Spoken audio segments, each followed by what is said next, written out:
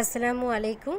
আজকে আপনাদের সাথে শেয়ার করব টবের মিষ্টি কুমড়া গাছের যত্ন বা পরিচর্যা আমরা কিভাবে করতে পারি।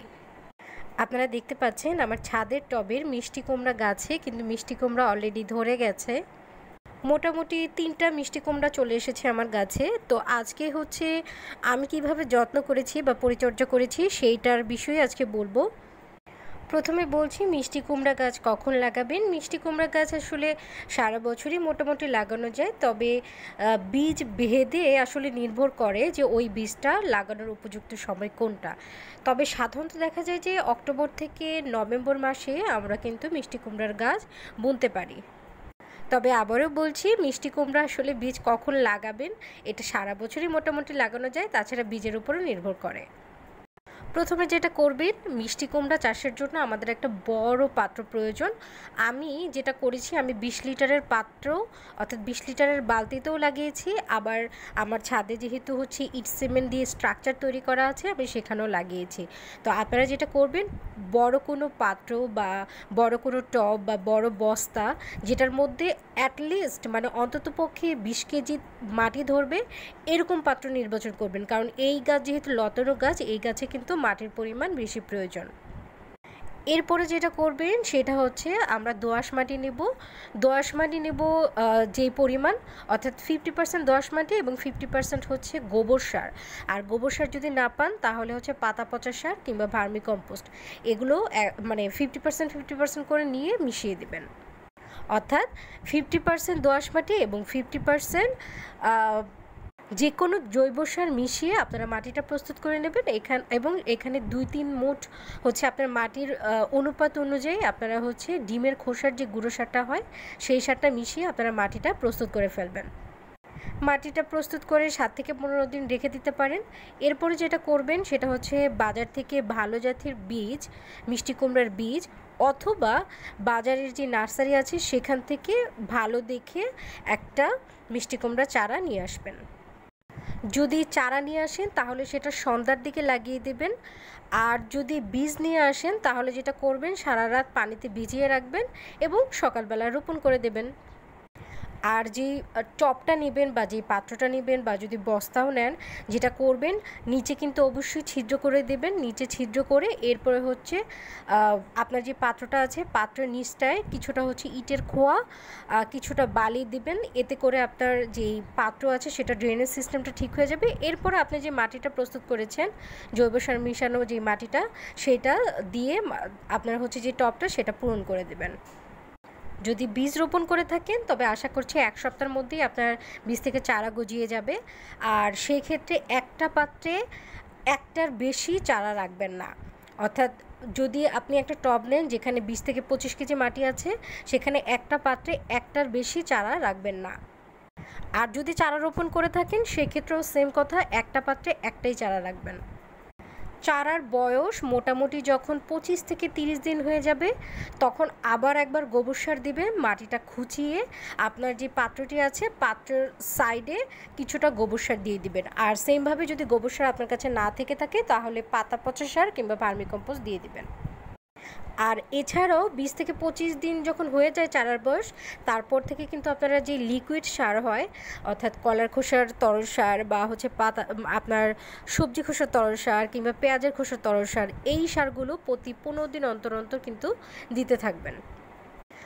আর আপনার যে চারা গাছটি আছে সেটা বড় হয়ে যখন মোটামুটি আপনার 10 থেকে 12টা পাতা চলে আসবে তখন কিন্তু 1G কাটিং করে দেবেন, অর্থাৎ মাথাটা একটু ভেঙে দেবেন।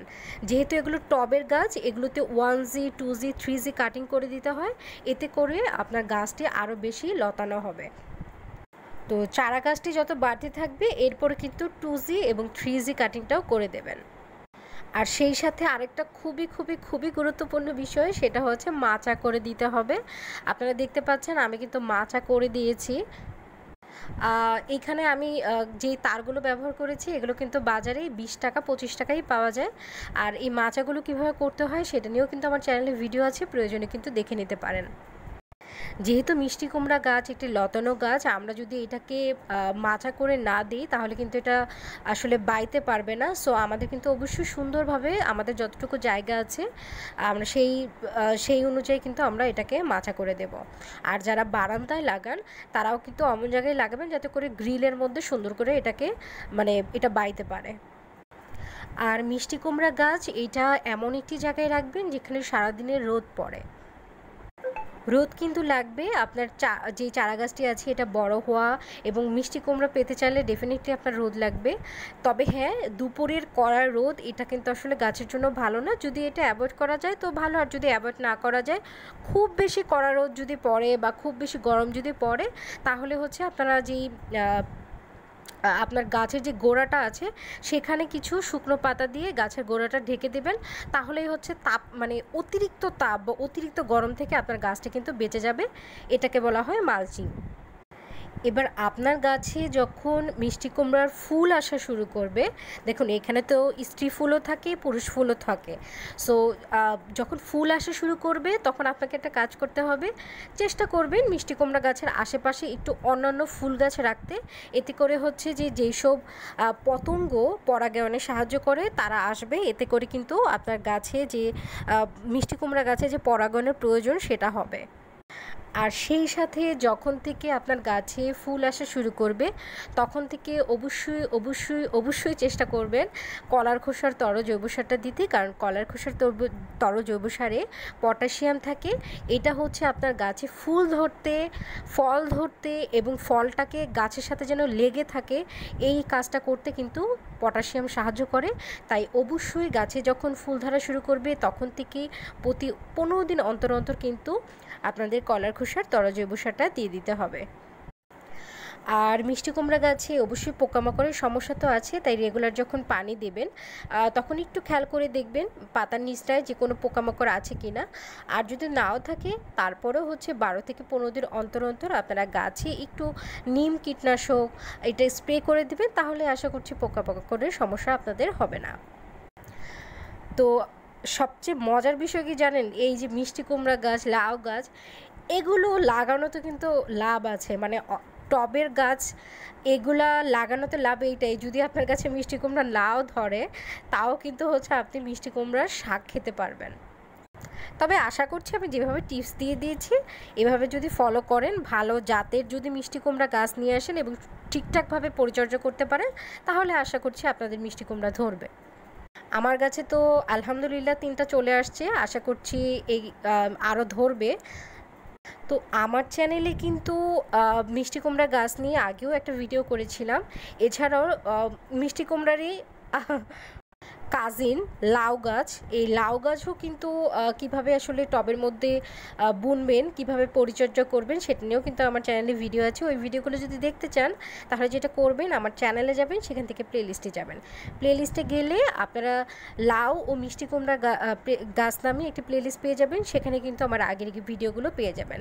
এছাড়াও আমি যেই আপনাদের তরল জৈব সারের কথা বলেছি, অর্থাৎ সবজি খোসার তরল জৈব সার বা কলার খোসার তরল জৈব সার, গোবর সার, এগুলো আসলে কিভাবে তৈরি করে, কিভাবে প্রয়োগ করতে হয়, এগুলো প্রয়োগে আসলে গাছের কি উপকার হয়, এগুলো নিয়ে কিন্তু আমার চ্যানেলে অনেকগুলো ভিডিও আছে। সেক্ষেত্রে যেটা করবেন আমার চ্যানেলে যাবেন, চ্যানেল থেকে প্লেলিস্টে যাবেন, প্লেলিস্টে গেলে জৈব সার নামে একটি প্লেলিস্ট পেয়ে যাবেন, সেখানে কিন্তু আমার আগের ভিডিওগুলো পেয়ে যাবেন। আশা করছি আজকের ভিডিওটি আপনাদের ভালো লেগেছে। যদি ভালো লেগে থাকে তবে একটি লাইক দিয়ে দিন, আর ভালো না লাগলে একটি ডিসলাইক দিয়ে দিন। আর হ্যাঁ, বি পজিটিভ।